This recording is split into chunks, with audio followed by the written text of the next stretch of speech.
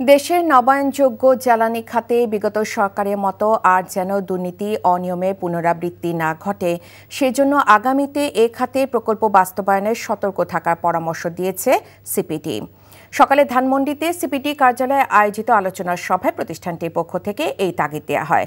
অনুষ্ঠানে প্রস্তাবিত জাতীয় রুফটপ সোলার কর্মসূচি নিয়ে আলোচনা করেন বক্তারা। সরকারের এই কর্মসূচিকে ইতিবাচক উল্লেখ করে সিপিডির পক্ষ থেকে কর্মসূচির নকশা উপস্থাপন এবং এর সম্ভাব্য পর্যবেক্ষণ ও মূল্যায়ন কাঠামো তুলে ধরা হয়।